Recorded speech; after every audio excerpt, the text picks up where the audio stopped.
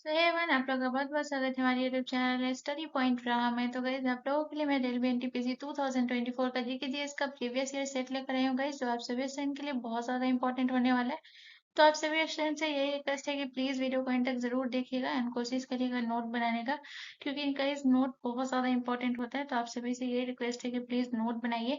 And जो है सबसे इंपॉर्टेंट चीज है रिवीजन करना। तो रिवीजन आप तभी कर पाएंगे गाइज जब खुद से चीजों को नोट करिए। जितनी भी ज्यादा चीजें आपकी क्लियर आउट नहीं है गाइज, प्लीज उसे नोट करिए एंड रिवीजन करिए और अपनी चीजों को क्लियर आउट करिए, ताकि ये आपको एग्जाम में बहुत ज्यादा हेल्प करेगा। तो चलिए इस रेलवे एनटीपीसी 2024 के जीके जीएस के प्रीवियस ईयर सेट को स्टार्ट करते हैं। और आज का हमारा जो रेलवे एनटीपीसी का जो सेट चलेगा गाइज, वो हमारा सेट जो है 64 चलेगा। ये भी आपको ध्यान रखना है। तो चलिए आज के सेशन का पहला प्रश्न है, क्वेश्चन नंबर 1 है। क्वेश्चन नंबर 1 हमसे कह रहा है कि निम्न में से भारत के पूर्वी तट पर कितने बंदरगाह स्थित है। तो आपको बताना है जो है आपका जो है ये आपका जो है नॉर्थ साइड है, ये आपका हो गया साउथ हो गया, ये आपका ईस्ट हो गया और ये आपका वेस्ट हो गया। तो आपसे पूछ रहा है कि जो ईस्ट साइड है यानी कि पूर्वी तट पर जो है ये कितने बंदरगाह हैं। तो आपके ऑप्शन है 5, ऑप्शन बी 7, ऑप्शन सी 8 या ऑप्शन डी 6। तो गाइस इसका जो करेक्ट आंसर होगा वो होगा option B is the correct answer. पूर्वी तट पर कितने बंदरगाह है, तो टोटल पूर्वी तट पे 7 बंदरगाह है, ये आपको ध्यान रखना है। अगर हम बात करें कि इसमें जो है 7 बंदरगाह कौन कौन है, तो ये बहुत इंपॉर्टेंट है, याद रखिएगा। तो सबसे पहले बात करते हैं चेन्नई बंदरगाह, ठीक है। चेन्नई बंदरगाह जो है ये पूछा जाता है कभी कभी, ये दे देता है कि निम्नलिखित में से कौन है जो कि आपका जो है पूर्वी तट पे बंदरगाह है। तो ये आपको पता होना चाहिए। चेन्नई बंदरगाह जो है ये कहाँ है गाइस, तो ये आपको ध्यान रखना है। चेन्नई चेन्नई बंदरगाह जो है ये आपका पूर्वी तट पर स्थित है, ये आपको ध्यान रखना है। उसके बाद अगर हम दूसरा बात करें, दूसरा बंदरगाह, दूसरा आपका जो है गाइस याद रखिएगा पारादीप बंदरगाह। पारादीप बंदरगाह जो है ये आपका कहाँ है गाइस, तो ये आपको ध्यान रखना है। पारादीप बंदरगाह जो है ये आपका जो है गाइस याद रखिएगा, पारादीप बंदरगाह जो है ये आपका कहाँ है गाइस, तो ये आपको ध्यान रखना है। ये आपका जो है उड़ीसा में। तो स्टेट भी मैं बताऊंगी, लेकिन पहले आपका 7 बता देती हूँ, ठीक है। तो तीसरे पे जो है ये आपको याद रखना है। तीसरा जो है ये आपका कौन है, इन्नौर बंदरगाह, ठीक है। ये आपको ध्यान रखना है। तीसरा जो है ये आपका कौन सा बंदरगाह हुआ गाइस, तो याद रखिएगा तीसरा जो है ये आपका इन्नौर बंदरगाह हुआ। उसके बाद अगर हम बात करें चौथे नंबर पे आपका कौन सा बंदरगाह है गाइस, तो याद रखिएगा चौथे नंबर पे जो है ये आपको याद रखना है तूतीकोरिन, ठीक है। ये आपको ध्यान रखना है। चौथे नंबर पे जो है ये आपको ध्यान रखना है तूतीकोरिन, ठीक है। ये आपको ध्यान रखना है। अगर हिंदी में थोड़ा इधर उधर हो जाए तो उसे माफ करिएगा गाइस।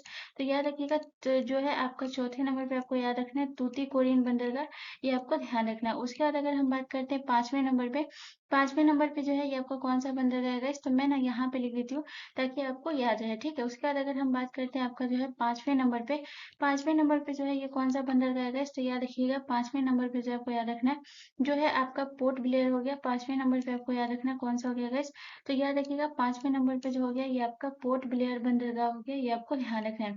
उसके बाद अगर हम बात करते गए छठे नंबर पे आपका कौन सा बंदरगाह है, तो इससे भी मैं इरेज कर देती हूँ।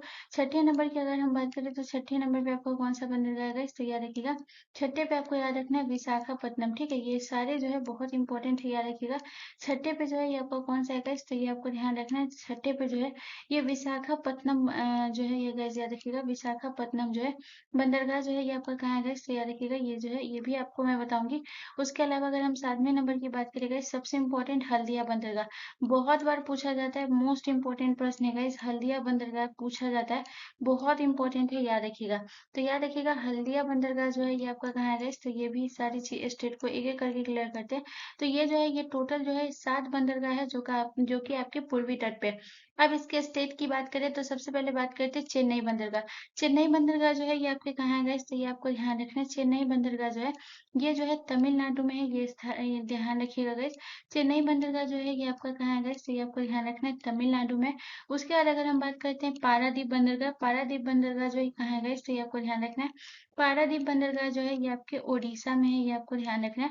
पारादीप बंदरगाह जो है गाइस ये आपको याद रखना है, ये ओडिशा में है। उसके अलावा अगर बात करें इन्नौर बंदरगाह जो है ये आपके कहाँ है गाइस, तो ये आपको ध्यान रखना है। इन्नौर बंदरगाह जो है ये आपके तमिलनाडु में है, ये आपको ध्यान रखना है। इन्नौर बंदरगाह जो है गाइस ये आपको ध्यान रखना है, ये आपके तमिलनाडु में है। उसके बाद अगर हम बात करें गाइस, ये जो है तूतीकोरिन बंदरगाह, ठीक है, ये आपको ध्यान रखना है। तूतीकोरिन बंदरगाह जो है ये कहाँ है, तो तूतीकोरिन बंदरगाह भी तमिलनाडु में है, ये आपको ध्यान रखना है। उसके बाद अगर हम बात करते गए सबसे इंपॉर्टेंट हल्दिया बंदरगाह, तो ये आपको ध्यान रखना है। हल्दिया बंदरगाह जो है ये आपका कहाँ है गाइस, तो ये आपको ध्यान रखना है। हल्दिया बंदरगाह जो है ये आपके पश्चिम बंगाल में, ये बहुत इंपॉर्टेंट है, याद रखिएगा। हल्दिया बंदरगाह जो है ये आपके कहाँ है गाइस, तो ये आपको ध्यान रखना है। हल्दिया बंदरगाह जो है ये आपके पश्चिम बंगाल में है, ये आपको ध्यान रखना है। उसके बाद अगर हम बात करते हैं विशाखापट्टनम बंदरगाह, गाइस याद रखिएगा, विशाखापट्टनम बंदरगाह जो है ये आपका आंध्र प्रदेश में, ये आपको ध्यान रखना है, ठीक है, विशाखापट्टनम। तो टोटल 7 बंदरगाह है जो कि आपके पूर्वी तट पर स्थित है, और ये सारे बहुत इंपॉर्टेंट है, इसे नाम आप इसका याद रखिएगा, जो कि बहुत ज्यादा इंपॉर्टेंट है। चलिए नेक्स्ट क्वेश्चन की तरफ। अगला क्वेश्चन हमारा क्वेश्चन नंबर 2 है गाइस। क्वेश्चन नंबर 2 कह रहे हैं हमसे कि कोणार्क का सूर्य मंदिर निम्नलिखित में से किस तट पर स्थित है। तो आपके ऑप्शन ए लाल सागर के तट पर स्थित है, ऑप्शन बी हिंद महासागर के तट पर स्थित है, या ऑप्शन डी बंगाल की खाड़ी, या ऑप्शन डी अरब सागर। तो गाइस इसका जो करेक्ट आंसर होगा वो होगा option C is the correct answer. कोणार्क का सूर्य मंदिर जो है ये बंगाल की खाड़ी पर के तट पर स्थित है, ये आपको ध्यान रखना है। अब कोणार्क सूर्य मंदिर से बहुत सारे इंपॉर्टेंट प्रश्न बनते हैं। सबसे पहले हम बात करते हैं गाइस इसका निर्माण जो है ये किसने करवाया गाइस, तो ये आपको ध्यान रखना है, ये बहुत इंपॉर्टेंट है, याद रखिएगा। तो अगर हम सबसे पहले निर्माण की बात करें गाइस, तो ये आपको ध्यान रखना है, इसका निर्माण जो है गाइस याद रखिएगा नरसिंह देव प्रथम ने करवाया था, ये आपको ध्यान रखना है। इसका निर्माण जो है ये किसने करवाया था गाइस, कोणार्क सूर्य मंदिर का गाइस, तो ये आपको ध्यान रखना है। इसका निर्माण जो है ये नरसिंह देव ने करवाया था, ये आपको ध्यान रखना है। और ये भी याद रखिएगा नरसिंह देव जो है गाइस याद रखिएगा नरसिंह देव प्रथम थे, ये भी आपको ध्यान रखना है। और अगर जो है गाइस पूछा जाए कि नरसिंह देव प्रथम जो है ये किस वंश के थे, तो ये भी आपको लिख लेना है। तो याद रखिएगा नरसिंह देव प्रथम जो थे गाइस याद रखिएगा ये गंग वंश के थे, ये भी आपको ध्यान रखना है। नरसिंह देव प्रथम जो है ये आपको ध्यान रखना है, ये किस वंश के थे गाइस, तो ये आपको ध्यान रखना है नरसिंह देव प्रथम जो है ये गंग वंश के थे, ये भी आपको ध्यान रखना है। उसके बाद जो है गाइस याद रखिएगा इसका जो है इसे जो है यूनेस्को में भी शामिल किया गया। तो अगर हम बात करते हैं कोणार्क सूर्य मंदिर को जो है, अगर हम बात करते गए कि इसे जो है यूनेस्को में कब शामिल किया गया गया, तो ये आपको ध्यान रखना है। कोणार्क सूर्य मंदिर को जो है 1984 में जो है याद रखिएगा 1984 में जो है इसे यूनेस्को में शामिल किया गया है, ये भी आपको ध्यान रखना है 1984 में। उसके बाद गैस पूछा जाता है कि ये जो है किस राज्य में है गैस, तो अगर हम राज्य की बात करें गैस तो याद रखिएगा कोणार्क सूर्य मंदिर जो है याद रखिएगा ये उड़ीसा राज्य में है, ये आपको ध्यान रखना है। ये जो है ये किस राज्य में गए, तो ये आपको ध्यान रखना है, ये जो है आपके ओडिशा के जगह जो देखिएगा ओडिशा के पुरी जिले में है, ये भी आपको याद रखना है। जिला भी कभी कभी पूछ लेता है, तो याद रखिएगा ये जो है ओडिशा के पुरी जिले में स्थित है, ये भी आपको ध्यान रखना है। बहुत इंपॉर्टेंट है, याद रखिएगा जिला पूछता है तो याद रखिएगा ओडिशा के पुरी जिले में जो है guys, याद रखिएगा ओडिशा के पुरी जिले में स्थित है, ये भी आपको ध्यान रखना है। उसके बाद अगर हम नेक्स्ट पॉइंट पे चलते हैं guys, तो नेक्स्ट पॉइंट की अगर हम बात करते हैं guys, आपको याद रखना है कि ये जो है किस नदी के तट पर स्थित है गैस, तो ये भी प्रश्न पूछा जाता है। तो याद रखिएगा कोणार्क सूर्य मंदिर जो है गैस याद रखिएगा ये चंद्रभागा नदी के तट पर स्थित है, तो ये भी पूछा जाता है गैस, तो ये भी आपको ध्यान रखना है। कोणार्क सूर्य मंदिर जो है गैस ये आपको ध्यान रखना है, ये जो है चंद्रभागा चंद्रभागा नदी के तट पर स्थित है, ये भी आपको ध्यान रखना है। चंद्रभागा नदी के तट पर चंद्रभागा नदी के तट पर जो है गैस याद रखिएगा ये स्थित है, ये भी आपको ध्यान रखना है, ठीक है। बहुत इंपॉर्टेंट है, ये जो है नदी पूछता है गाइस, तो ये आपको ध्यान रखना है, ये चंद्रभागा नदी के तट पर स्थित है, ये भी पॉइंट आपको याद रखना है। उसके बाद अगर हम बात करते हैं कोणार्क सूर्य मंदिर जो है गाइस याद रखिएगा ये किस भगवान को समर्पित है गाइस, तो ये आपको ध्यान रखना है, ये पूछा जाता है तो ये भी याद रखिएगा। ये जो है ये भी पॉइंट आपको याद रखना है कि ये जो है सूर्य भगवान पे जो है ये समर्पित है, ये आपको ध्यान रखना है। कोणार्क सूर्य मंदिर जो है गाइस ये आपको ध्यान रखना है, ये किस भगवान को समर्पित है गाइस, तो ये आपको ध्यान रखना है। ये जो कोणार्क सूर्य मंदिर है ये सूर्य भगवान को समर्पित है, तो इस पॉइंट को भी याद रखिएगा, ये जो है किसको समर्पित है, तो याद रखिएगा ये सूर्य भगवान को समर्पित है, ये भी आपको ध्यान रखना है, ठीक है।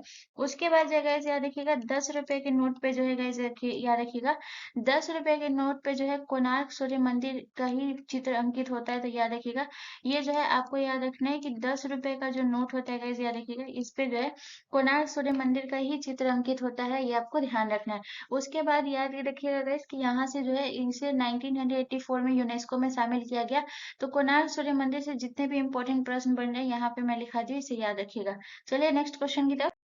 अगला क्वेश्चन हमारा क्वेश्चन नंबर 3 है गाइस। क्वेश्चन नंबर 3 हमसे कह रहा है कि थाई पूसम त्योहार निम्नलिखित में से किस राज्य से संबंधित है। तो आपके ऑप्शन ए हिमाचल प्रदेश से संबंधित है, ऑप्शन बी तमिलनाडु से संबंधित है, ऑप्शन सी पंजाब से संबंधित है, या ऑप्शन डी मध्य प्रदेश से संबंधित है। सो गाइस इसका जो करेक्ट आंसर होगा वो होगा option B is the correct answer. Thaipusam त्योहार जो है गाइस याद रखिएगा ये तमिलनाडु से संबंधित है, ये आपको ध्यान रखना है। उसके बाद अगर हम बात करें तो थाईपुसम त्योहार से जो है कुछ इंपॉर्टेंट प्रश्न बनते हैं जो कि आपको याद रखना है। तो अगर हम बात करें इस त्योहार में जो है क्या इंपॉर्टेंट है आपको याद रखना है, तो गाइस याद रखिएगा इस त्योहार में जो है गाइस याद रखिएगा भगवान मुरुगन की जो है पूजा की जाती है, तो ये भी आपको ध्यान रखना है। किसकी पूजा की जाती है तो ये भी आप लिख लीजिएगा गाइस, ये पूछा जा सकता है तो ये आपके लिए इंपॉर्टेंट प्रश्न बन सकता है, तो ये आपको याद रखना है। थाईपुसम त्योहार जो है ये तमिलनाडु के, जिसमें भगवान जो है गाइस याद रखिएगा भगवान मुरुगन की जो है पूजा की जाती है, ये आपको ध्यान रखना है। भगवान मुरुगन की जो है गाइस याद देखिएगा भगवान मुरुगन की जो है पूजा की जाती है, ये भी आपको ध्यान रखना है, ठीक है। उसके बाद गाइस ये आपको याद रखना है थाईपुसम त्योहार जो है गाइस याद रखिएगा ये कब मनाया जाता है, ये भी आपको ध्यान रखना है, तो ये भी पूछा जाता है, तो ये भी आपको ध्यान रखना है। थाईपुसम त्योहार जो है अंग्रेजी कैलेंडर के हिसाब की अगर बात करें गाइस तो याद रखिएगा अंग्रेजी कैलेंडर के हिसाब से जो गाइस याद रखिएगा ये जनवरी फरवरी में जो है ये मनाया जाता है, ये आपको ध्यान रखना है। जनवरी में या फिर फरवरी में जो है ये मनाया जाता है, ये भी आपको ध्यान रखना है। थाईपुसम त्योहार, ठीक है, ये आपको ध्यान रखना है। जनवरी फरवरी महीने में जो है ये मनाया जाता है, ये आपको ध्यान रखना है। उसके बाद गाइस पूछा जाए आपसे कि थाईपुसम त्योहार जो है ये किस समुदाय के द्वारा मनाया जाता है गाइस, तो याद रखिएगा थाईपुसम त्योहार जो है गाइस याद रखिएगा ये तमिल समुदाय का मुख्य त्योहार है, ये आपको ध्यान रखना है। तमिल समुदाय, ठीक है, ये आपको ध्यान रखना है। थाईपुसम जो है ये तमिल समुदाय का प्रमुख त्योहार है, ये भी आपको ध्यान रखना है, ठीक है, तमिल समुदाय का। उसके बाद अगर हम बात करते हैं गाइस आपका जो है तमिलनाडु की अगर हम बात करें गाइस तो ये आपको ध्यान रखना है।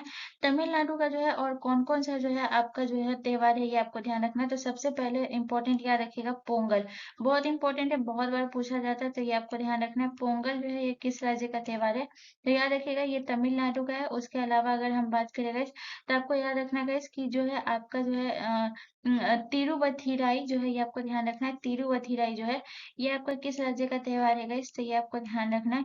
तिरुवथिराई, ठीक है, तो ये आपको ध्यान रखना है। तिरुवथिराई, ठीक है, इसे सही से लिख लीजिएगा, ये आपको ध्यान रखना है। तिरुवथिराई जो है ये किस राज्य का फेस्टिवल है गाइस, तो ये आपको ध्यान रखना है। तिरुवथिराई, तिरुवथिराई जो है गाइस याद रखिएगा तिरुवथिराई जो है ये आपके तमिलनाडु का है, ये आपको ध्यान रखना है, ठीक है। उसके बाद जो है ये जो त्योहार होता है इसमें गाइस ये आपको याद रखना ये जो है भगवान शिव का त्योहार है, ये आपको ध्यान रखना है। इसमें मतलब कि भगवान शिव जो होता है जो उनकी जो अर्धनारीश्वर जो स्वरूप होता है उसकी पूजा की जाती है, ये आपको ध्यान रखना है। तो थिरुवथिराई जो है ये कहाँ का हो गया गाइस, तो ये आपको ध्यान रखना है। ये आपके तमिलनाडु का हो गया, ये आपको ध्यान रखना है। उसके अलावा अगर हम बात करें तो आपका और कौन सा पर्व हो गया गाइस, तो याद रखिएगा वैगासी। वैगासी जो है ये कहाँ का फेस्टिवल है गाइस, तो ये आपको ध्यान रखना है। वैगासी जो है ये आपके तमिलनाडु का है, ये भी आपको ध्यान रखना है, ठीक है। वैगासी विशाखक जो है इसमें भी ये जो है गाइस ये देखिएगा भगवान जो मुरुगन होता है इनकी जयंती के रूप में इन्हें मनाया जाता है, ये आपको ध्यान रखना है। उसके अलावा जो है आपको याद रखना है कवरी। कवरी त्योहार जो है ये कहाँ का है गाइस, तो ये आपको ध्यान रखना है, ये भी तमिलनाडु का है, ठीक है। उसके बाद गाइस आ जाते हैं गाइस आपके पंजाब। पंजाब की अगर बात करें तो आपको याद रखना है आपका जो है गुरु पर्व। गुरु पर्व जो है ये कहाँ का है गाइस, तो ये आपको ध्यान रखना है। गुरु पर्व जो है ये पंजाब का, ये आपको ध्यान रखना है। गुरु पर्व जो है गाइस याद रखिएगा ये कहाँ का है गाइस, तो याद रखिएगा ये पंजाब का है। उसके अलावा अगर बात करें लोहड़ी, सबसे इम्पोर्टेंट है, याद रखिएगा लोहड़ी जो है ये कहाँ का है गाइस, तो याद रखिएगा लोहड़ी जो है ये कहाँ का है गाइस, तो ये आपको ध्यान रखना है। लोहड़ी जो है ये आपके पंजाब का, ये आपको ध्यान रखना है। उसके अलावा अगर बात करें तो होला मोहल्ला जो है गाइस याद रखिएगा, या फिर वैसाखी हो गया। तो एक और याद रखिएगा होला मोहल्ला, ठीक है, ये आपको ध्यान रखना है। होला मोहल्ला जो है गाइस याद रखिएगा होला मोहल्ला जो है ये कहाँ का है, तो ये आपको ध्यान रखना है। होला मोहल्ला, ठीक है, ये आपको ध्यान रखना है, ये कहाँ का है, तो ये आपको ध्यान रखना है, ये जो है आपको याद रखना है ये पंजाब का है। उसके अलावा गाइस याद रखिएगा वैसाखी। वैसाखी जो है ये कहाँ का है गाइस, तो ये भी आपको ध्यान रखना है। वैसाखी जो है ये भी आपके पंजाब का है। उसके बाद आ जाते हैं गाइस मध्य प्रदेश। मध्य प्रदेश की अगर बात करें तो मध्य प्रदेश का कौन-कौन सा फेस्टिवल है, तो याद रखिएगा आपका जो है भगोरिया हाट महोत्सव। भगोरिया हाट महोत्सव जो है ये कहाँ का है गाइस, तो ये आपको ध्यान रखना है भगोरिया हाट, ठीक है, ये आपको ध्यान रखना है। भगोरिया हाट जो है ये कहाँ का है गाइस, तो ये आपको ध्यान रखना है। भगोरिया हाट जो है ये आपको ध्यान रखना है, ये जो है मध्य प्रदेश का है, ये आपको ध्यान रखना है। उसके अलावा अगर हम बात करें तो आपको याद रखना है गाइस आपका जो है मालवा महोत्सव। मालवा उत्सव जो है ये कहाँ का है गाइस, तो ये आपको ध्यान रखना है मालवा उत्सव, ठीक है। मालवा उत्सव जो है ये कहाँ का है? ये मध्य प्रदेश का, ये आपको ध्यान रखना है। उसके बाद अगर हम बात करते हैं गाइस हिमाचल प्रदेश की अगर बात करें तो हिमाचल प्रदेश का कौन-कौन सा फेस्टिवल है गाइस? तो ये आपको ध्यान रखना है। लोसार जो है ये कहाँ का है गाइस? तो ये आपको ध्यान रखना है। लोसार उत्सव जो है ये हिमाचल प्रदेश का है, ये आपको ध्यान रखना है। उसके अलावा अगर हम बात करें लोसार हो गया, उसके बाद जो है हल्दा महोत्सव, ये बहुत इंपॉर्टेंट है, ये पूछा गया था आपका प्रीवियस ईयर प्रश्न, तो याद रखिएगा। हल्दा महोत्सव जो है ये कहाँ का है गाइस? तो ये आपको ध्यान रखना है। हल्दा महोत्सव जो है गाइस याद रखिएगा, ये आपके जो है हिमाचल प्रदेश का है, ये आपको ध्यान रखना है। ठीक है, चलिए नेक्स्ट क्वेश्चन की तरफ। अगला क्वेश्चन हमारा क्वेश्चन नंबर 4 है गाइस। क्वेश्चन नंबर 4 कह रहा है कि निम्नलिखित में से कौन प्रसिद्ध संतूर वादक है? तो आपके ऑप्शन है, option A Pandit Ram Narayan, option B Pandit Shiv Kumar Sharma, option C Anushka Shankar, या ऑप्शन डी उस्ताद बिंदा। सो गाइस इसका जो करेक्ट आंसर होगा वो होगा option B is the correct answer. जो संतूर वादक है वो पंडित शिव कुमार शर्मा, ये आपको ध्यान रखना है। यहाँ से आपको कुछ इंपॉर्टेंट पॉइंट याद रखना है, जैसे कि इन्हें जो है बहुत सारे पुरस्कार मिले। तो सबसे पहले हम बात करते हैं कि पंडित शिव कुमार शर्मा को जो गाइस देखिएगा, जो आपके सितार वादक संतूर वादक है गाइस, तो ये आपको बताना है कि जो है ये आपको बताना है कि इन्हें जो है पद्म श्री कब मिला था गाइस, तो ये आपको ध्यान रखना है। 1991 में जो है गाइस याद रखिएगा, 1991 में जो है पंडित शिव कुमार शर्मा को जो है गाइस याद रखिएगा, ये जो है पद्म श्री मिला था, ये आपको ध्यान रखना है। उसके बाद जो है गाइस याद रखिएगा, इन्हें जो है आपको याद रखना है पद्म भूषण भी मिला हुआ है। तो अगर हम बात करें इन्हें जो है पद्म भूषण कब मिला हुआ है गाइस, तो ये भी आपको ध्यान रखना है। तो इस पंडित शिव कुमार शर्मा को अगर हम पद्म विभूषण की बात करें तो याद रखिएगा 2001 में जो है इन्हें पद्म भूषण मिला हुआ है, ये आपको ध्यान रखना है। 2001 में पद्म भूषण मिला हुआ है। उसके अलावा अगर हम बात करें गाइस तो इन्हें जो है याद रखिएगा 1986 में जो है संगीत नाटक अकादमी पुरस्कार मिला हुआ है। तो ये भी आपसे पूछा जा सकता है, तो ये आपको ध्यान रखना है कि इन्हें जो है संगीत नाटक अकादमी पुरस्कार जो है ये कब मिला गया, इससे ये आपको ध्यान रखना है। संगीत नाटक अकादमी पुरस्कार, ठीक है, ये आपको ध्यान रखना है। संगीत नाटक अकादमी पुरस्कार जो है इन्हें कब मिला गया, इससे ये आपको ध्यान रखना है। इन्हें जो है संगीत नाटक अकादमी पुरस्कार से सम्मानित किया गया था गाइस, और वो कब किया गया था, तो ये आपको ध्यान रखना है। 1986 में जो है गाइस याद रखिएगा, 1986 में जो है इन्हें सम्मानित किया गया था, ये भी आपको ध्यान रखना है पंडित शिव कुमार शर्मा को।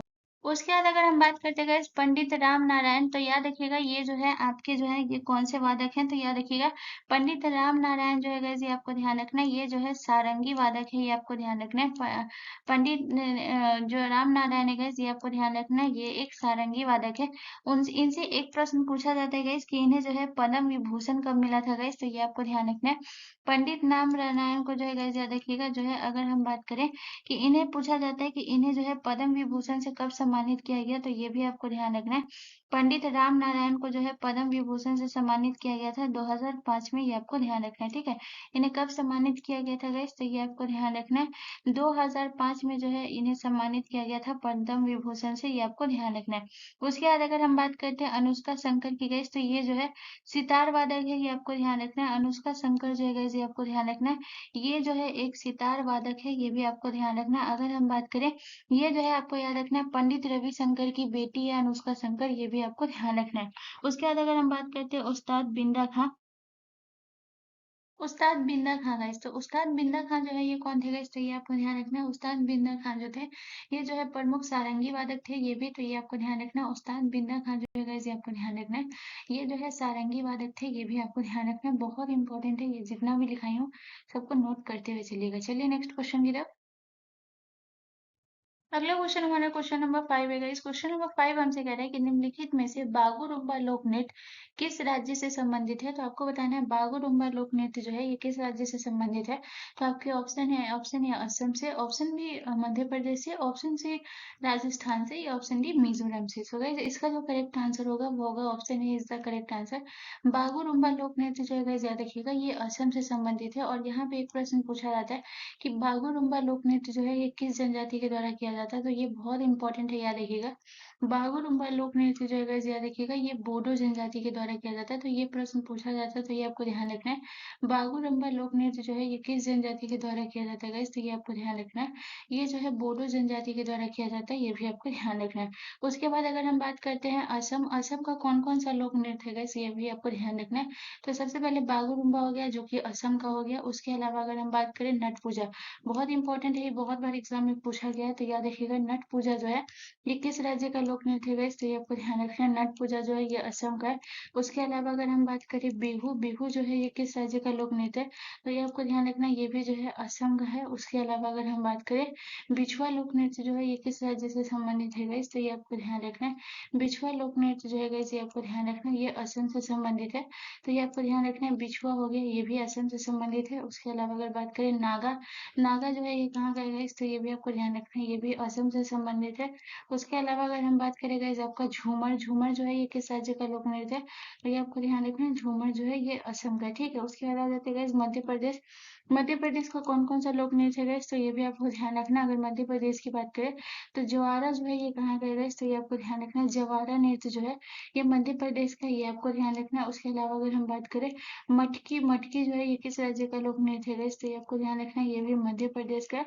उसके अलावा अगर हम बात करें गाइस आपका जो है फूल पार्टी, फूल पार्टी जो है ये कहाँ का है गाइस, तो ये आपको ध्यान रखना है, फूल पार्टी जो है ये आपके मध्य प्रदेश का है, ये आपको ध्यान रखना है। उसके बाद आ जाते हैं गाइस आपका राजस्थान। राजस्थान की अगर बात करें गाइस तो ये आपका हो गया आपका जो है कालबेलिया, जो कि सपेरा जनजाति के द्वारा किया जाता है, उसे इसे अमर संस्कृति धरोहर में भी शामिल किया गया है। तो याद रखिएगा कालबेलिया, कालबेलिया लोक नृत्य जो है ये किस राज्य से संबंधित है गाइस, तो ये आपको ध्यान रखना है, कालबेलिया जो है ये आपको ध्यान रखना है, कालबेलिया। ठीक है, ये कहाँ का है, तो गाइस ये देखिएगा ये असम का है, सॉरी राजस्थान का है।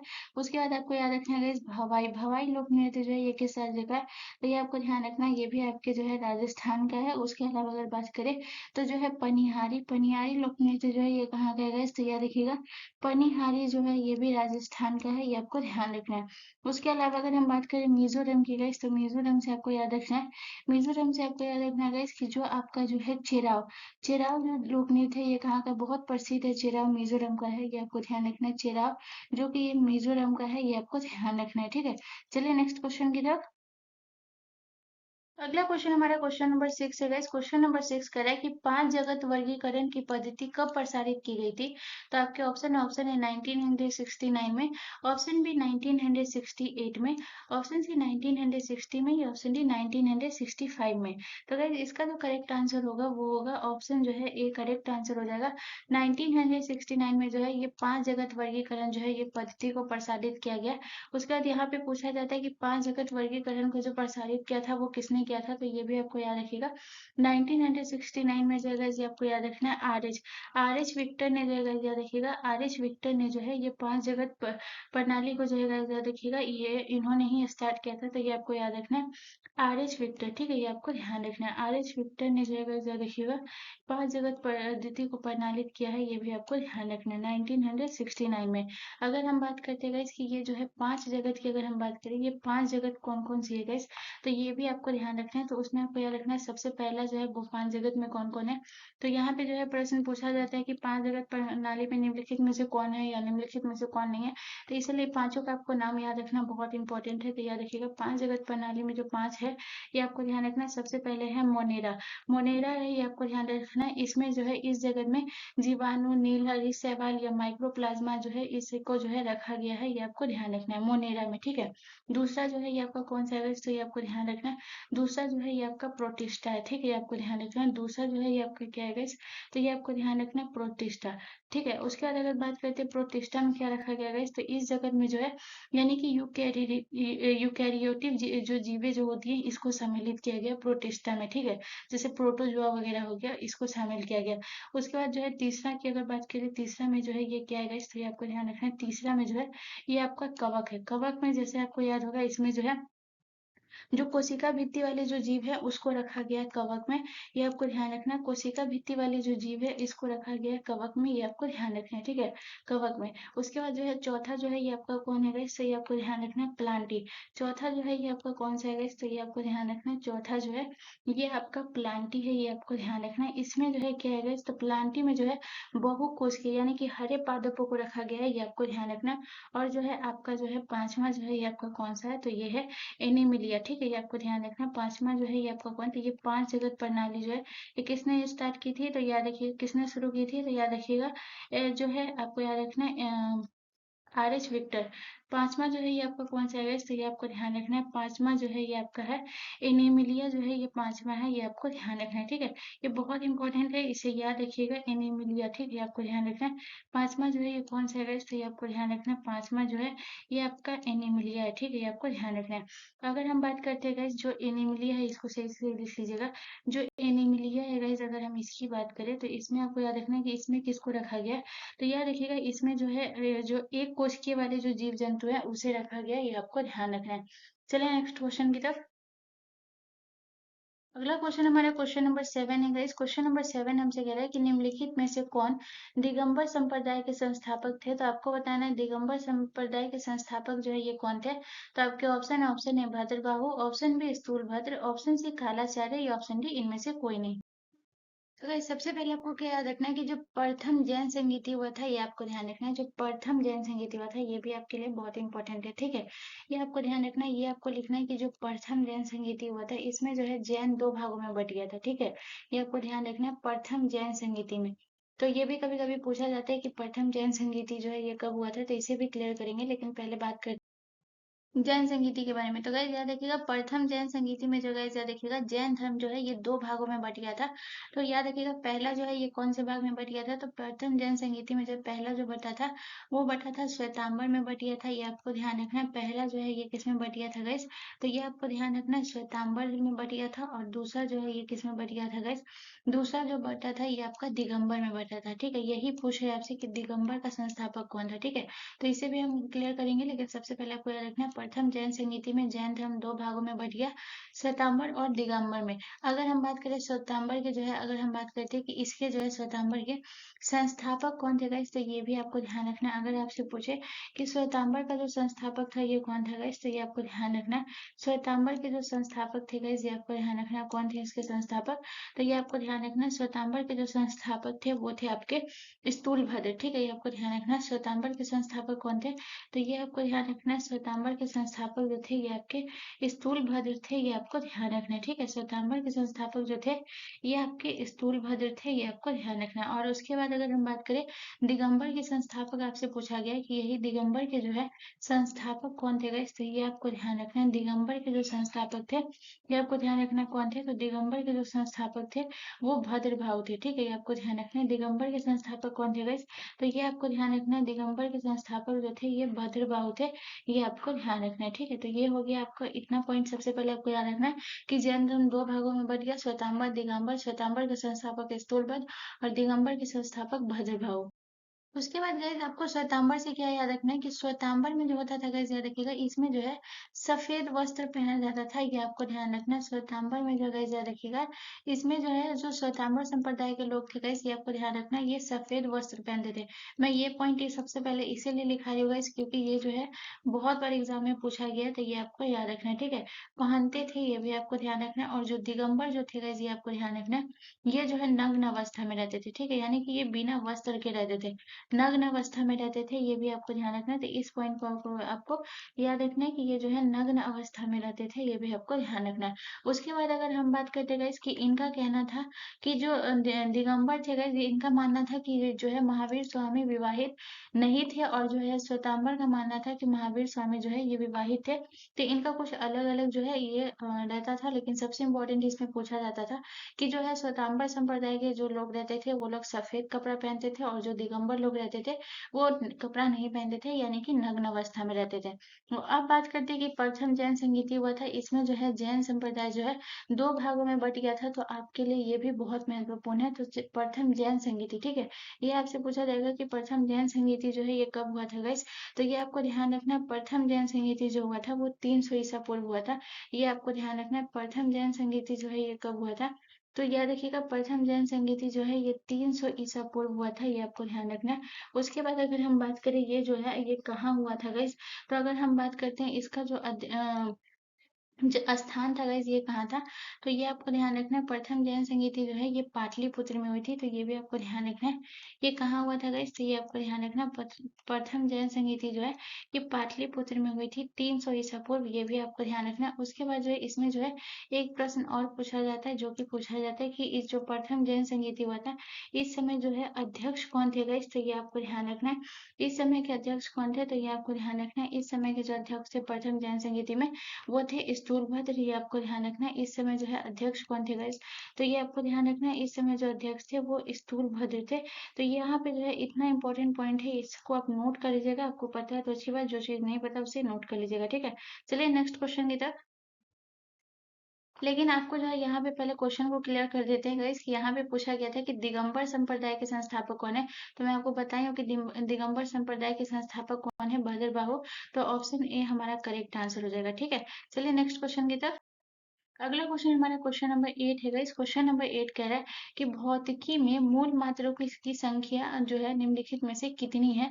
तो आपके ऑप्शन है 7 है, ऑप्शन बी 8 है, ऑप्शन सी 4 है, या ऑप्शन डी 10 है। तो भौतिकी में मूल मात्रकों की अगर हम बात करें गाइस, कि मात्रकों की जो है मात्रक जो है गाइस, यहाँ पे अगर हम बात करें वो कितने प्रकार की होती है, तो ये आपको ध्यान रखना गाइस कि जो मात्रक होती है भौतिक राशि को जो व्यक्त करने के लिए जो मात्रक होते हैं, ये 2 प्रकार की होती है, ठीक है। ये आपको ध्यान रखना है। अगर हम बात करते हैं मात्रक जो है ये कितने प्रकार की होती है गाइस, तो ये आपको ध्यान रखना है, ये 2 प्रकार की होती है। पहला आपको याद रखना है, पहला जो है ये कौन सा मात्रक होता है? पहला जो होता है ये आपको ध्यान रखना है, ये मूल मात्रक होता है। और दूसरा जो है ये कौन सा होता है? व्युत्पन्न मात्रक होता है, ये आपको ध्यान रखना है, ठीक है। तो दूसरा जो है ये आपको कौन सा होता है गाइस, तो ये आपको ध्यान रखना है। दूसरा जो है ये आपको ध्यान रखना है, ये जो है व्युत्पन्न मात्रक होता है, ये आपको ध्यान रखना है। उसके बाद अगर हम बात करें, यही आपसे पूछ रहा है कि जो मूल मात्रक है ये कितने होते हैं गाइस, तो याद रखिएगा इसका करेक्ट आंसर हो जाएगा ऑप्शन ए, करेक्ट आंसर हो जाएगा। मूल मात्रक जो है 7 होते हैं। हम बात करते हैं कि ये जो 7 मूल मात्रक है ये कौन कौन से है गाइस, तो ये आपको ध्यान रखना। अगर हम 7 मूल मात्रक की बात करें तो सबसे पहले आपको याद रखना है, जैसे कि इसमें जो है इसकी जो संख्या ये 7 है, जैसे आपको याद रखना है मीटर, ठीक है। मीटर हो गया जो कि आपका जो है मूल मात्रक होता है, ये आपको ध्यान रखना है। मीटर हो गया जो कि आपका ये मूल मात्रक है, ये भी ध्यान रखिएगा, ठीक है। मीटर हो गया, उसके बाद जो है गाइस आपको याद रखना है सेकेंड हो गया। जो 7 है मैं उसके नाम लिखा रही हूँ, ये आपको ध्यान रखना है, जो है सेकेंड हो गया, ये आपको ध्यान रखना है। उसके बाद जो है गाइस याद रखिएगा, मीटर हो गया, सेकंड हो गया। उसके बाद अगर हम बात करें तो और कौन सा हो गया गाइस, आपका किलोग्राम, ठीक है। उसके बाद जो है आपको याद रखना है किलोग्राम हो गया, ये सब आपके मूल मात्रक है, ये आपको ध्यान रखना है। किलोग्राम हो गया, उसके बाद जो है किलोग्राम के बाद गाइस आपको याद रखना है और कौन सा हो गया, किलोग्राम हो गया। उसके बाद आपका जो है मोल हो गया, ठीक है। किलोग्राम हो गया, मोल हो गया, उसके बाद आपको याद रखना है मोल के बाद केल्विन हो गया, ये आपको ध्यान रखना है। किलोग्राम के बाद जो है मोल हो गया, उसके बाद जो है आपको याद रखना है जो है आपका केल्विन हो गया, ये आपको ध्यान रखना है। उसके अलावा अगर हम बात करें केल्विन के बाद गाइस आपको याद रखना है कैंडेला हो गया, ठीक है। ये आपको ध्यान रखना है, ये जो है आपका कौन सा हो गया गाइस, तो ये आपको ध्यान रखना है कैंडेला हो गया। तो ये टोटल कितना हो गया, एक बार इसे देख लेते हैं, ठीक है। तो जो है आपका जो है मीटर 1 हो गया, सेकेंड 2 हो गया, किलोग्राम 3 हुआ, मोल 4 हुआ, केल्विन 5 हुआ, कैंडेला 6 हुआ। एक और है गाइस, याद रखिएगा एम्पियर, ठीक है। एक और कौन सा हो गया गाइस, तो ये आपको ध्यान रखना है, एक और हो गया जो कि एम्पियर है। तो ये 7 आपको याद रखना है, ठीक है। उसके बाद जो है व्युत्पन्न मार्कर जो होता है गाइस, याद रखिएगा मात्रक जो होता है, ये सब जो है ये कौन सा होता है, तो याद रखिएगा व्युत्पन्न मात्रक में आपको कौन कौन सा आ जाएगा। तो जैसे आपको याद रखना है पास्कल, पास्कल जो है गाइस याद रखिएगा, ये आपका जो है जो कि दाब का ऐसा ही मात्रक होता है, ये आपको ध्यान रखना है। पास्कल हो गया जो कि आपका व्युत्पन्न मात्रक हो गया। उसके अलावा जो है गाइस याद रखिएगा आपका जूल हो गया। ये सब जो है गाइस याद रखिएगा, आपका जो है ये व्युत्पन्न मार्कर हो गया। तो सबसे पहले मूल मात्रक और व्युत्पन्न मार्कर मात्रक में समझते हैं। तो याद रखिएगा मूल मात्रक उसे कहते हैं जो किसी मात्रक पर निर्भर नहीं रहते, ठीक है। यानी कि जो ऐसे मानक होते हैं जो स्वतंत्र होते हैं, ठीक है, ये आपको ध्यान रखना है। मूल मात्रक उसे कहते हैं गाइस, ये आपको ध्यान रखना है। मूल मात्रक उसे कहते हैं जो मतलब याद रखिएगा जो स्वतंत्र होते हैं, ठीक है, ये आपको ध्यान रखना है। जो स्वतंत्र होते हैं ये भी आपको ध्यान रखना है। तो जो स्वतंत्र होते हैं उसे हम क्या कहते हैं गाइस, तो याद रखिएगा उसे हम मूल मात्रक कहते हैं, ये आपको ध्यान रखना है। और व्युत्पन्न मात्रक उसे कहते हैं गाइस, याद रखिएगा जो मतलब कि 2 या 2 से अधिक मूल्यों में जो है व्यक्त किया जाता है उसे हम व्युत्पन्न मात्रक कहते हैं, ये आपको ध्यान रखना है, ठीक है। चलिए नेक्स्ट क्वेश्चन की तरफ। अगला क्वेश्चन हमारा क्वेश्चन नंबर 9 है गाइस। क्वेश्चन नंबर 9 कह रहा है कि हड़प्पा कालीन स्थल धौलावीरा कितने भागों में विभाजित था? तो आपके ऑप्शन ए 7 भागों में, ऑप्शन बी 3 भागों में, ऑप्शन सी 4 भागों में या ऑप्शन डी 2 भागों में। तो गाइस इसका जो करेक्ट आंसर होगा वो होगा option B is the correct answer. Dholavira जो है ये 3 भागों में विभाजित था, ये आपको ध्यान रखना है। अगर हम बात करें 3 भागों की, अगर हम बात करें तो ये कौन कौन से भागे में विभाजित था गाइस, तो ये आपको ध्यान रखना है। सबसे पहले जो है ये आपको याद रखना है, ये 3 भागों में विभाजित है, जिसमें आपको याद रखना है जैसे जो है पहला जो भाग था ये कौन सा भाग था, तो पहला जो भाग था ये आपका दुर्ग भाग था। ठीक है, ये आपको ध्यान रखना है। पहला जो है ये कौन सा था, तो पहला जो था ये आपका दुर्ग भाग था, ये आपको ध्यान रखना है। उसके बाद बात कर दूसरा जो था गाइस ये आपको ध्यान रखना है मध्यम भाग था, ये आपको ध्यान रखना है। दूसरा जो था ये आपका मध्यम था। और तीसरा जो था ये आपका कौन सा था गाइस, तीसरा जो था ये आपका जो है याद रखिएगा मध्यम था। और तीसरा जो है ये आपका जो है निचला था। ठीक है, तो ये 3 भागों में जो है ये विभाजित है, ये आपको ध्यान रखना है। ठीक है, उसके बाद जो है गाइस यहाँ पे आपको याद रखना है, अगर हम बात करें दुर्ग भाग की लंबाई और चौड़ाई के बारे में बात, तो याद रखिएगा दुर्ग भाग की जो थी ये कितना था गाइस, तो याद रखिएगा 140 इंटू 300 मीटर जो था ये दुर्ग भाग था, ये आपको ध्यान रखना है। तो कभी कभी मीटर पूछ सकता है, तो याद रखिएगा 140 इंटू 300 मीटर था, ये आपको ध्यान रखना है। मध्यम भाग की अगर बात करें गाइस, तो मध्यम भाग था आपका जो है 360 से लेकर, याद रखिएगा 360 से लेकर 250 मीटर जो था ये आपका जो है आपका मध्यम वर्ग था, ये आपको ध्यान रखना है। और जो निचला निचला भाग की अगर हम बात करें तो निचला कितना था गाइस, ये आपको ध्यान रखना है। तो निचला जो था ये आपका 300 से लेकर जो है ये 300 मीटर था, ये आपको ध्यान रखना है। तो याद रखिएगा निचला जो था ये 300 इंटू 300 मीटर का था, ये आपको ध्यान रखना है। ठीक है, अगर बात करें कि धौलावीरा जो है ये कौन से इसमें था, तो याद रखिएगा धौलावीरा जो है ये आपके मध्यम भाग में था, ये आपको ध्यान रखना है। धौलावीरा जो है guys याद रखिएगा ये आपके जो है मध्यम भाग में था, ये आपको ध्यान रखना है। ठीक है, अब अगर हम आ जाते हैं guys, ये आपको ध्यान रखना है धौलावीरा से जो है कुछ इंपॉर्टेंट पॉइंट के बारे में। तो सबसे पहले जो है धौलावीरा से जो है guys एक एक चीज को क्लियर करेंगे। तो सबसे पहले हम बात करेंगे कि जो है इसकी खोज जो है ये कब हुई थी गाइस। ठीक है, ये आपको ध्यान रखना है। तो गाइस अगर हम बात करते हैं कि धौलावीरा की जो है ये खोज कब हुई थी गाइस, तो ये आपको ध्यान रखना है। धौलावीरा की खोज जो है ये आपको ध्यान रखना 1967 में जगह से देखिएगा धौलावीरा की जो है खोज हुई थी, आपको ध्यान रखना है 1967 में। अगर हम बात करें कि इसकी जो है खोजकर्ता कौन थे, तो 1967 में जगह से देखिएगा जगपति जोशी, या कहीं कहीं पे आपको जो है जेपी जोशी भी दिखेगा, तो ये आपको ध्यान रखना है। 1967 में जगह से देखिएगा जगपति जोशी जी ने जो है ये धौलावीरा की खोज की थी, ये आपको ध्यान रखना है। ठीक है, उसके बाद जगह से देखिएगा अगर हम बात करते हैं धौलावीरा का जो है शाब्दिक अर्थ क्या होता है guys, ये भी आपको ध्यान रखना है। तो अगर हम बात करते हैं कि धौलावीरा का जो है ये शाब्दिक अर्थ जो है पूछा जाता है, जैसे कि जो है मोहनजोदड़ो का पूछा जाता है शाब्दिक अर्थ, जैसे कि मृतकों का टीला, तो वैसे ही आपको याद रखना है कि धौलावीरा का जो है ये शाब्दिक अर्थ क्या होता है तो ये आपको ध्यान रखना है। धौलावीरा का शाब्दिक अर्थ जो होता है ये सफेद कुआं होता है, ये आपको ध्यान रखना है।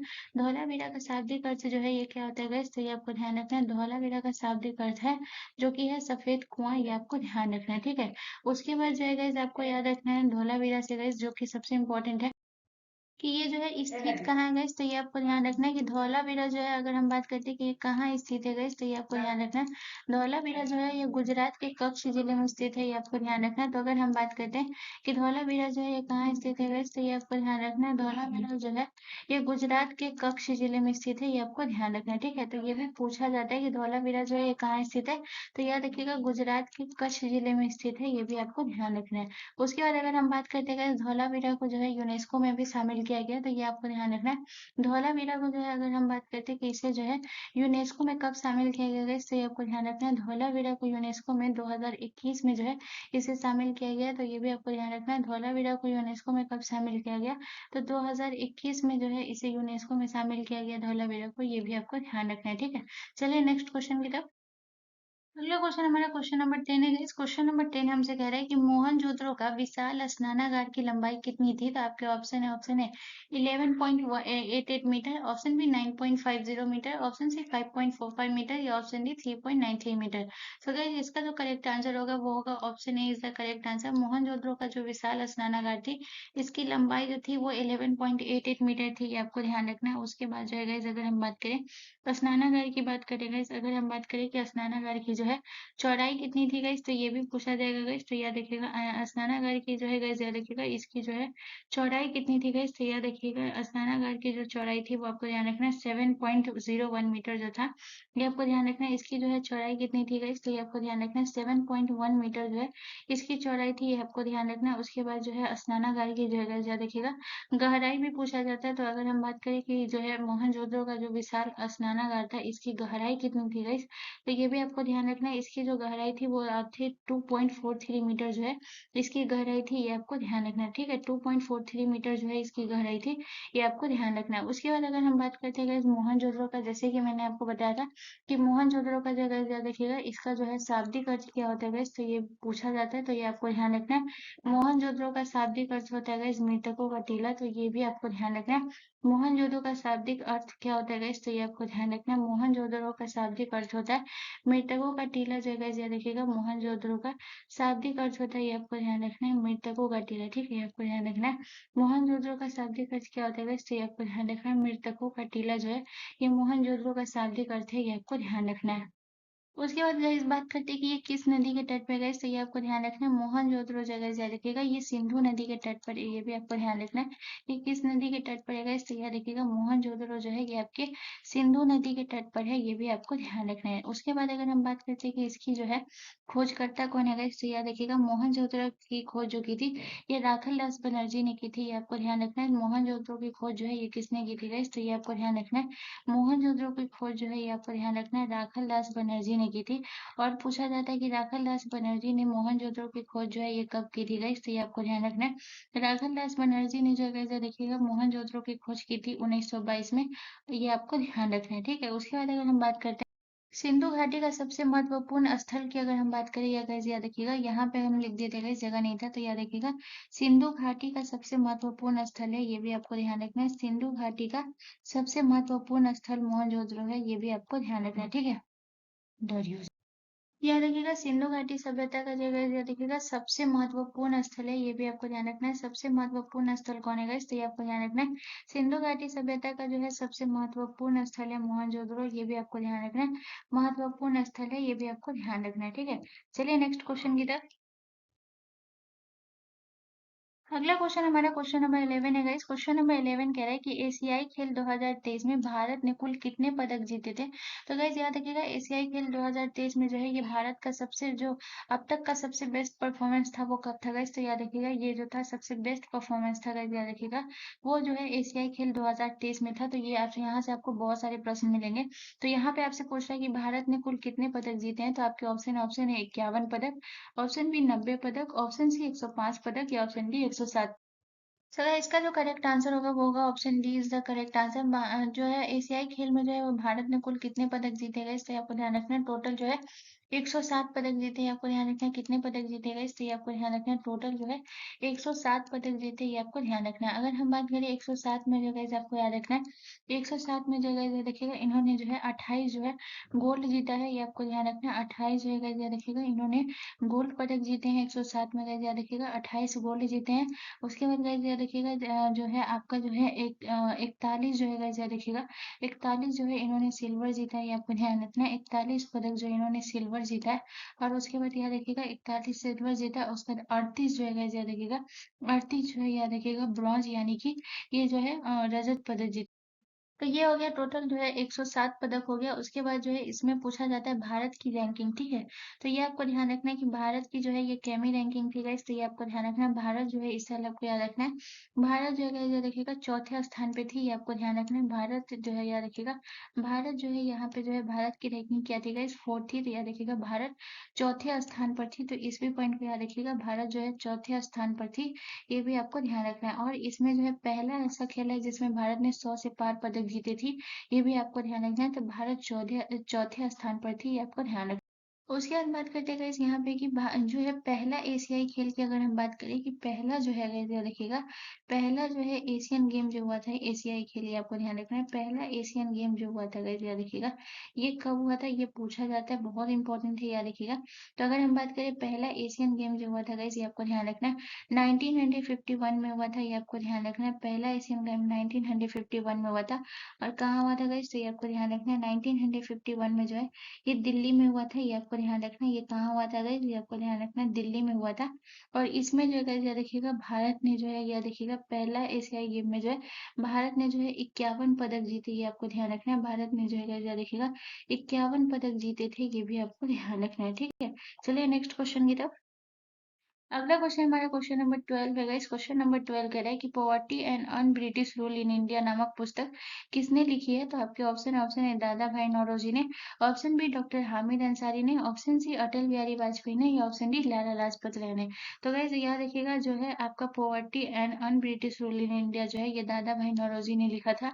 तो ऑप्शन ए हमारा करेक्ट आंसर हो जाएगा। उसके बाद जो गाइस याद रखिएगा इस बुक का जो है प्रकाशन पूछा जाता है, तो याद रखिएगा इसका जो प्रकाशन हुआ था वो 1901 में जो है गाइस याद रखिएगा 1901 में जो है इसका प्रकाशन हुआ था। दादा भाई नौरोजी का जो बुक था poverty and un British rule in India 1901 में इसका प्रकाशन हुआ था, ये आपको ध्यान रखना है। उसके बाद अगर हम बात करें गाइस एक पॉइंट आपको दादा भाई नौरोजी से याद रखना है जो कि बहुत इंपॉर्टेंट है, तो याद रखिएगा जो है आपको दादा भाई नौरोजी से ये याद रखना है। तो याद रखिएगा 1882 में जो गाइस याद रखिएगा 1882 में जो है ये आपको ध्यान रखना है लिबरल पार्टी के टिकट पे, ये आपको ध्यान रखना है 1882 में जो गाइस याद रखिएगा लिबरल पार्टी के टिकट पे जो गाइस याद रखिएगा इन्होंने जो है गाइस याद रखिएगा 1882 में लिबरल पार्टी के टिकट पर हाउस ऑफ कॉमन्स के लिए जो है चुनने वाले पहले भारतीय थे, ये आपको ध्यान रखना है, ठीक है। 1882 में लिबरल पार्टी के जो है टिकट पर गाइस याद रखिएगा यहाँ पे जो है मैं ज्यादा नहीं लिखूंगी, इसे शॉर्ट में लिखूंगी, तो इसे शॉर्ट में लिखिएगा। 1882 में लिबरल पार्टी के टिकट पर जो है गाइस याद रखिएगा लिबरल पार्टी के टिकट पर जो है गाइस ये आपको याद रखना है हाउस ऑफ कॉमन्स, ठीक है, आपको ध्यान रखना है लिबरल पार्टी के जो है गाइस याद रखिएगा हाउस ऑफ कॉमन्स के जो है सदस्य बनने वाले जो है गाइस याद रखिएगा पहले भारतीय थे, ये आपको ध्यान रखना है। हाउस ऑफ कॉमन के जो सदस्य बनने वाले थे गाइस याद रखिएगा कॉमन्स के हाउस ऑफ कॉमन्स के सदस्य बनने वाले जो है पहले भारतीय थे, ये आपको ध्यान रखना है। सदस्य बनने वाले जो है गाइस ये देखिएगा हाउस ऑफ कॉमन्स के सदस्य बनने वाले जो है ये पहले भारतीय थे, ये भी आपको ध्यान रखना है, ठीक है। पहले भारतीय थे, ये भी आपको ध्यान रखना है। उसके बाद अगर हम बात करते हैं गाइस जो है डॉक्टर हामिद अंसारी की कौन सी पुस्तक है गाइस, तो ये आपको याद रखना है सिटीजन एंड सोसाइटी जो है ये किसने लिखा है गाइस, तो ये आपको ध्यान रखना है सिटीजन एंड सोसाइटी, ठीक है, आपको ध्यान रखना है सिटीजन एंड सोसाइटी जो है ये किसने लिखा है गाइस, तो ये आपको ध्यान रखना है सिटीजन एंड सोसाइटी, ठीक है, आपको ध्यान रखना है सिटीजन एंड सोसाइटी जो है ये हामिद अंसारी ने लिखा है, ये आपको ध्यान रखना है। तो ये भी बहुत इंपॉर्टेंट है, याद रखिएगा सिटीजन एंड सोसाइटी जो है ये हामिद अंसारी के द्वारा लिखा गया था, ये आपको ध्यान रखना है। उसके बाद अगर हम बात करें अटल बिहारी वाजपेयी के द्वारा जो पुस्तक लिखी गई थी वो संसद के 3 दशक, ठीक है, ये आपको ध्यान रखना है संसद के 3 दशक जो है गाइस याद रखिएगा ये अटल बिहारी वाजपेयी के द्वारा लिखा गया था, ये आपको ध्यान रखना है। संसद के 3 दशक जो है ये इम्पोर्टेंट है, याद रखिएगा संसद के 3 दशक जो है ये अटल बिहारी वाजपेयी के द्वारा लिखा गया था, ये आपको ध्यान रखना है। उसके बाद अगर हम बात करते हैं लाला लाजपत राय के द्वारा जो है ये कौन सी पुस्तक लिखी गई थी, तो याद रखिएगा अनहैप्पी इंडिया जो है गाइस याद रखिएगा अनहैप्पी इंडिया जो है ये किसके द्वारा लिखा गया था गाइस, तो ये आपको ध्यान रखना है अनहैप्पी इंडिया जो है गाइस याद रखिएगा ये लाला लाजपत राय के द्वारा लिखा गया था, ये आपको ध्यान रखना है। अनहैप्पी इंडिया जो है ये लाला लाजपत राय के द्वारा लिखा गया था, ये आपको ध्यान रखना है। चलिए नेक्स्ट क्वेश्चन की तरफ।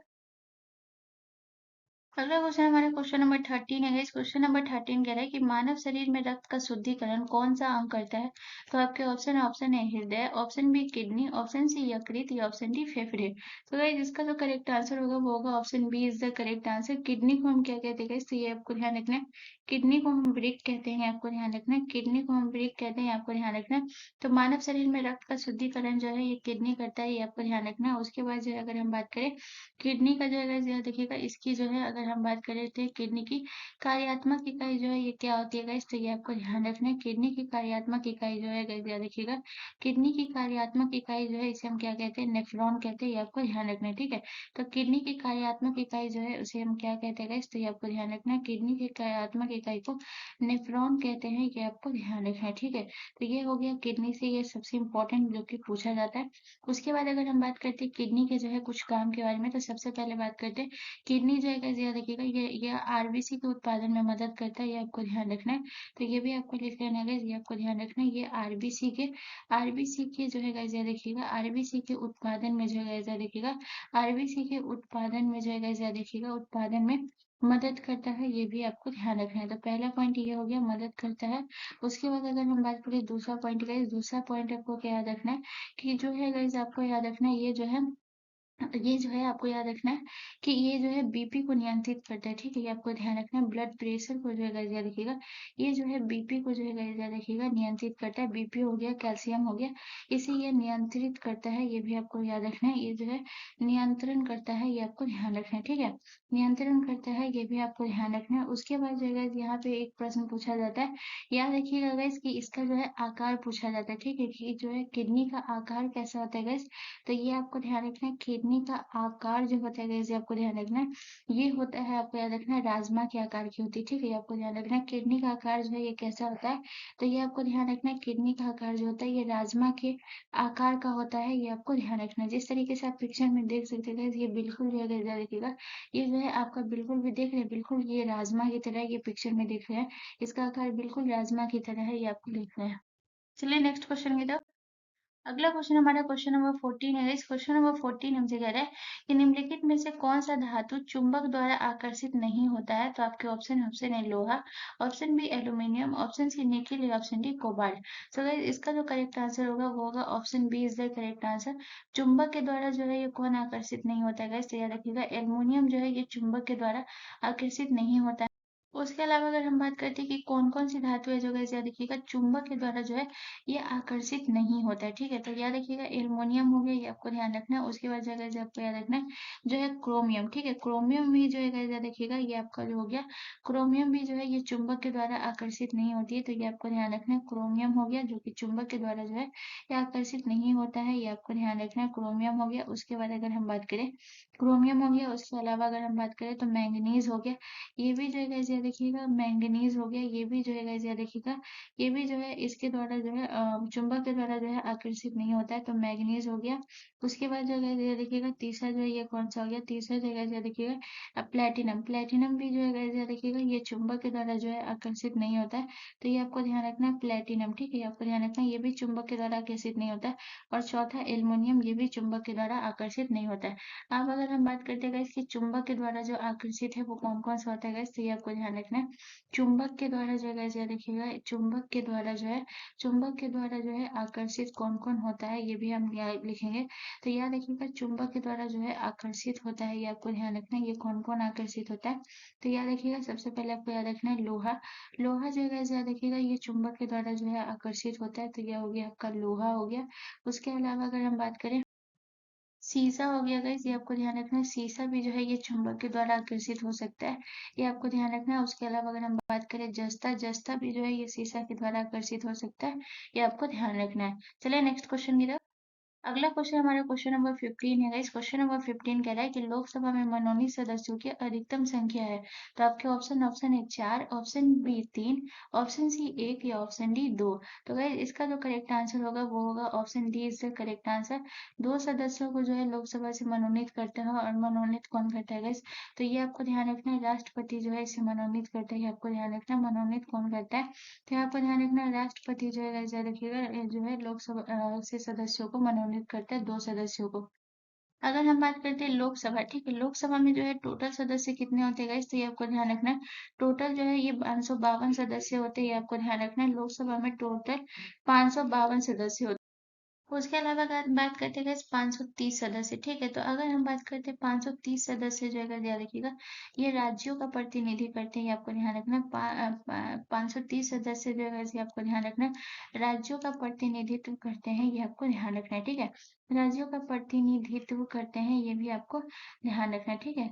उसके अलावा हम बात करते हैं जो है 530 सदस्य हो गए। उसके अलावा अगर हम बात करें 530 के बाद जो है आपको याद रखना जो है 20 सदस्य जो है ये यूनियन टेरिटरी से आते हैं, ठीक है? 20 सदस्य जो है ये आपका कहाँ से आते हैं गाइस, तो ये आपको ध्यान रखना है 20 सदस्य जो है ये आपकी यूनियन टेरिटरी यानी कि केंद्र शासित प्रदेश का प्रतिनिधित्व करते हैं, ये आपको ध्यान रखना है। उसके अलावा अगर हम बात करें 20 सदस्य हो गया, 550 हो गया, और 2 सदस्य जो है गाइस याद रखिएगा ये राष्ट्रपति जो है इसे मनोनीत करता है, ये आपको ध्यान रखना है। 2 सदस्य को जो है आपको क्या लिखना है, तो इसे जो है राष्ट्रपति मनोनीत करता है, ये भी आपको ध्यान रखना है, ठीक है? और जो है राष्ट्रपति जो है इसे 2 सदस्यों को राष्ट्रपति मनोनीत करता है, ये तो आपको ध्यान रखना है, ठीक है। उसके बाद जो ये कहाँ से आते हैं गाइस, तो याद रखिएगा राष्ट्रपति मनोनीत करता है, ये आपको ध्यान रखना है। उसके बाद जो है गाइस याद रखिएगा ये कहाँ से आते हैं गाइस, तो ये आपको ध्यान रखना है, ये जो है आपके जो है एंग्लो इंडियन समुदाय से आते हैं, ये आपको ध्यान रखना है। तो सबसे पहले आपको याद रखना है कि इसे जो है राष्ट्रपति मनोनीत करता है, और जो है गाइस याद रखिएगा ये जो है 2 सदस्य जो है गाइस याद रखिएगा, ये 2 सदस्य जो है गाइस याद रखिएगा जो है आंग्ल भारतीय समुदाय, ठीक है।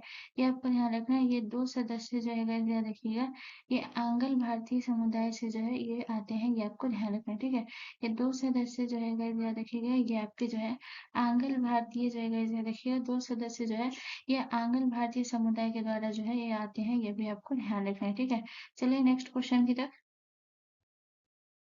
अगला क्वेश्चन हमारा क्वेश्चन नंबर 16 है। इस क्वेश्चन नंबर 16 कह रहा है कि निम्नलिखित में से किन के बीच की औसत दूरी को खगोलीय एकक कहा जाता है। तो आपका ऑप्शन ए पृथ्वी तथा चंद्रमा, ऑप्शन बी बृहस्पति तथा सूर्य, ऑप्शन सी पृथ्वी तथा सूर्य, या ऑप्शन डी प्लूटो तथा सूर्य। तो गाइस इसका जो करेक्ट आंसर होगा वो होगा option C is the correct answer. पृथ्वी तथा सूर्य के बीच की औसत दूरी को खगोलीय एकक कहा जाता है, ये आपको ध्यान रखना है। उसके बाद जो है याद रखिएगा खगोलीय ये जो है याद रखिएगा यहाँ पे पूछा जाता है कि एक खगोलीय इकाई, ठीक है, ये आपको ध्यान रखना है कि एक खगोलीय इकाई जो है ये कितना होता है, तो ये भी पूछा जाता है, बहुत इंपॉर्टेंट है, याद रखिएगा। तो अगर आपसे पूछा जाएगा इसकी एक खगोलीय इकाई जो है ये कितनी होती है गाइस, तो ये आपको ध्यान रखना है। एक खगोलीय इकाई जो है ये कितनी होती है गाइस, तो याद रखिएगा जो है आपको ये डेटा याद रखना है, तो ये आपको ध्यान रखना है एक खगोलीय इकाई जो होता है ये 1 पॉइंट जो है 496, ठीक है, आपको ध्यान रखना है 1.496 आपको ध्यान रखना है इंटू 10 की पावर जो है 11 होता है, ये आपको ध्यान रखना है एक खगोलीय इकाई, ठीक है। तो ये जो है आप याद रखिएगा 1.496, ठीक है, आपको ध्यान रखना है 1.496 10 टू पावर 11 जो है एक खगोलीय इकाई होता है, आपको ध्यान रखना है। चलिए नेक्स्ट क्वेश्चन की तरफ। अगला क्वेश्चन हमारा क्वेश्चन नंबर 17 है। इस क्वेश्चन नंबर 17 हमसे कह रहा है कि निम्नलिखित में से दक्षिण भारत में एकमात्र जनपद कौन सा है। तो आपके option A Asmaka, option B Vajji, option C Kamboja, या ऑप्शन डी मगध। तो याद रखिएगा सबसे पहले अगर हम बात करें जो है आपका जो है दक्षिण भारत का एकमात्र जनपद, तो सबसे पहले जगह याद रखिएगा आप सभी को पता होगा कितने महाजनपद है। तो याद रखिएगा 16 महाजनपद है, ये आपको ध्यान रखना है कितने महाजनपद है। तो याद रखिएगा 16 महाजनपद है। 16 महाजनपद में गाइस याद रखिएगा आपका जो है 15 महाजनपद जो है ये आपका उत्तर में है, ये आपको ध्यान रखना है। 15 जनपद जो है ये आपको ध्यान रखना है, ये जो है आपका उत्तर में, ये आपको ध्यान रखना। और एक जो है ये आपका कहाँ है, तो एक जो है एक महाजनपद जो है ये आपका दक्षिण में। तो एक महाजनपद दक्षिण में जो है वो कौन है, तो असमक जो है गाइस याद रखिएगा ये जो है दक्षिण में है, ये आपको ध्यान रखना है। उसके बाद अगर हम बात करते हैं कि ये जो है असमक जो है ये आपको ध्यान रखना है, ये जो है नर्मदा और गोदावरी के बीच में स्थित है। असमक जो था ये कहाँ था गाइस, तो ये आपको ध्यान रखना है नर्मदा और गोदावरी के बीच में स्थित है, ये आपको ध्यान रखना है। नर्मदा और जो है गाइस याद रखिएगा नर्मदा और गोदावरी के बीच में स्थित है, ये भी आपको ध्यान रखना है, ठीक है। नर्मदा और गोदावरी के जो है गाइस याद रखिएगा नर्मदा और गोदावरी के बीच स्थित था, ये भी आपको ध्यान रखना है, बहुत इंपॉर्टेंट है, ये भी आप याद रखिएगा किन दो नदियों के बीच में स्थित है ये पूछा जाता है, तो याद रखिएगा नर्मदा और गोदावरी के बीच स्थित था, ये आपको ध्यान रखना है, ठीक है। और अगर हम बात करते हैं कि असमक की जगह याद रखिएगा अगर हम बात करते हैं इसकी जो है राजधानी भी पूछा जाता है, तो ये आपको ध्यान रखना है। असमक की राजधानी जो थी ये पाटन थी, ठीक है, आपको ध्यान रखना है। असमक की राजधानी जो थी ये कहाँ थी गाइस, तो ये आपको ध्यान रखना है असमक की राजधानी पाटन थी, ये भी आपको ध्यान रखना है, ठीक है। चलिए नेक्स्ट क्वेश्चन की तरफ। अगला क्वेश्चन हमारा क्वेश्चन नंबर 18 है। इस क्वेश्चन नंबर 18 हमसे कह रहा है कि फ्लेमिंग के बाएं हाथ का नियम दिशा जो है ये क्या बताता है, ठीक है।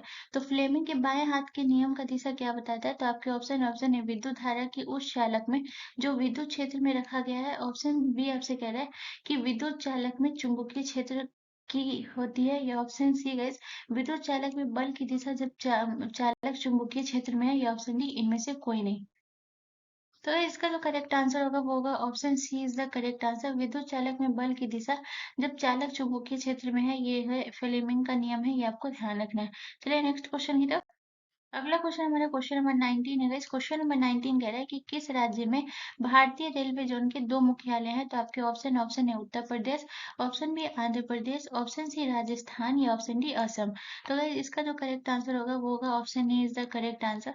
उत्तर प्रदेश राज्य में जो है 2 रेलवे मुख्यालय है। अगर हम बात करें कि वो दो रेलवे मुख्यालय कौन सा है गाइस, तो ये आपको ध्यान रखना है। एक है आपका गोरखपुर मुख्यालय, ये आपको ध्यान रखना है। ये जो है एक आपका जो है ये कौन सा है गाइस, तो ये आपको ध्यान रखना है। एक आपका है है गोरखपुर मुख्यालय, ये आपको ध्यान रखना। और अगर हम दूसरा बात करें, दूसरा आपका कौन सा है, तो एक हो गया आपका गोरखपुर हो गया, ये आपको ध्यान रखना। और दूसरा आपका हो गया इलाहाबाद, ठीक है, जिसका जो है गाइस देखिएगा, इसका जो है प्रयाग नाम हो गया है इलाहाबाद, जिसका भी नाम में जो है क्या है, प्रयागराज है, ठीक है। तो याद रखिएगा, दूसरा जो हो गया ये इलाहाबाद हो गया। उसके बाद गाइस यहाँ पे जो है आपको 2-3 पॉइंट और याद रखना है। जैसे कि अगर आपसे पूछे उत्तर रेलवे का मुख्यालय कहाँ है गाइस, तो ये आपको ध्यान रखना है। यहाँ पे जो है आपको याद रखना है उत्तर रेलवे का मुख्यालय पूछे, ये आपको ध्यान रखना है। या फिर आपको जो है याद रखिएगा दक्षिण रेलवे का मुख्यालय पूछे, ये आपको ध्यान रखना है। उत्तर रेलवे हो गया, दक्षिण रेलवे हो गया, ये आपको ध्यान रखना है। उसके बाद जो है गाइस आपको याद रखना है दक्षिण रेलवे हो गया। उसके बाद जो है गाइस आपको याद रखना है पश्चिम रेलवे का मुख्यालय पूछे, ये आपको ध्यान रखना है। पश्चिम रेलवे का मुख्यालय पूछे, ये सभी आपको याद रखना है। तो सबसे पहले हम बात करते हैं उत्तर रेलवे का, ठीक है। तो उत्तर रेलवे की अगर बात करें तो इसका मुख्यालय कहाँ है गाइस, तो ये आपको ध्यान रखना है। उत्तर रेलवे का जो मुख्यालय गाइस, ये आपको ध्यान रखना है, ये कहाँ है, तो ये है नई दिल्ली, ठीक है, आपको ध्यान रखना है। उत्तर रेलवे का जो मुख्यालय ये कहाँ है गाइस, तो ये आपको ध्यान रखना है। उत्तर रेलवे का मुख्यालय नई दिल्ली है, ये आपको ध्यान रखना है। दक्षिण रेलवे का मुख्यालय पूछेगा गाइस, तो ये देखिएगा दक्षिण रेलवे का मुख्यालय जो है ये आपका चेन्नई है, ये आपको ध्यान रखना है। दक्षिण रेलवे का मुख्यालय चेन्नई है, ये आपको ध्यान रखना। और पश्चिम रेलवे का मुख्यालय आपका कहाँ है, तो याद रखिएगा मुंबई है, ठीक है, आपको ध्यान रखना है। पश्चिम रेलवे का मुख्यालय जो है ये आपका मुंबई है, ये आपको ध्यान रखना। और उसके अलावा अगर बात करें पूर्वी रेलवे का मुख्यालय जो है ये कहाँ है गाइस, तो ये आपको ध्यान रखना है, ये भी आपको ध्यान रखना है। ये पश्चिम रेलवे हो गया। उसके अलावा गाइस यहाँ पे जो है मैं पूर्वी रेलवे लिख देती हूँ, तो याद रखिएगा पूर्वी रेलवे का जो है मुख्यालय कहाँ है गाइस, तो ये आपको ध्यान रखना है। पूर्वी रेलवे का मुख्यालय जो है गाइस, याद रखिएगा ये है कोलकाता, ठीक है, आपको ध्यान रखना है। पूर्वी रेलवे का मुख्यालय कहाँ है गाइस, तो ये आपको ध्यान रखना है। पूर्वी रेलवे का मुख्यालय जो है ये कोलकाता है, ये आपको ध्यान रखना है। चलिए नेक्स्ट क्वेश्चन की तरफ। अगला क्वेश्चन हमारा क्वेश्चन नंबर 20 है गाइस। क्वेश्चन नंबर 20 कह रहा है कि एक देशांतर से दूसरे देशांतर के बीच का समय अंतराल होता है। तो आपके option option A 15 minute, option B 1 घंटा, ऑप्शन सी 12 घंटा, या option D 4 minute. So guys इसका जो करेक्ट आंसर होगा वो होगा option A is the correct answer. जो है एक एक देशांतर से दूसरे देशांतर के बीच का समय अंतराल कितना होता है गाइस, तो याद रखिएगा 4 मिनट होता है, ये आपको ध्यान रखना है। उसके बाद अगर हम बात करते हैं गाइस कि जो है आपको याद रखना है कि 1 डिग्री देशांतर जो है ये कितना किलोमीटर के बराबर होता है। तो ये भी पूछा जाता है, तो ये भी आपको ध्यान रखना है 1 डिग्री देशांतर, ठीक है, आपको ध्यान रखना है। भूमध्य रेखा पे जो है गाइस याद रखिएगा 1 डिग्री देशांतर जो है गाइस याद रखिएगा ये कितना होता है गाइस, 1 डिग्री देशांतर जो है गाइस याद रखिएगा 113 किलोमीटर के बराबर होता है। ये भी आपको ध्यान रखना है 113 किलोमीटर के जो है गाइस याद रखिएगा 113 किलोमीटर के जो है गाइस याद रखिएगा बराबर होता है। और ये कहाँ पे बराबर होता है गाइस, बराबर होता है, ये आपको ध्यान रखना है। और ये कहाँ होता है गाइस, तो ये रखिएगा बराबर होता है भूमध्य रेखा पे, ठीक है, आपको ध्यान रखना है। बराबर होता है, ये भी आपको ध्यान रखना है, बराबर होता है भूमध्य रेखा पर, ये भी आपको ध्यान रखना है। तो ये भी बहुत इंपॉर्टेंट है, याद रखिएगा। तो गाइस आपका जो है रेलवे एनटीपीसी 2024 का जो है जीके जीएस का प्रीवियस ईयर जो सेट जो है 64 था, ये कंप्लीट होता है गाइस। ये आपका सेट जो है 64 कंप्लीट होता है। यहाँ से आपको कोई भी कंफ्यूजन है तो आप मुझसे कमेंट करके जरूर पूछ सकते हैं, मैं उसका ज़रूर रिप्लाई करूँगी। एंड सेकंड चीज़ है गाइस कि प्लीज़ गाइस आपको थोड़ा सा भी वीडियो समझ में आया हो या मैंने जो पढ़ाया वो आपके लिए हेल्पफुल रहा है तो प्लीज़ गाइस चैनल को ज़रूर सब्सक्राइब कर लीजिएगा एंड बेल आइकन पे ज़रूर क्लिक कर लीजिएगा। मिलते हैं नेक्स्ट वीडियो में गाइस, धन्यवाद।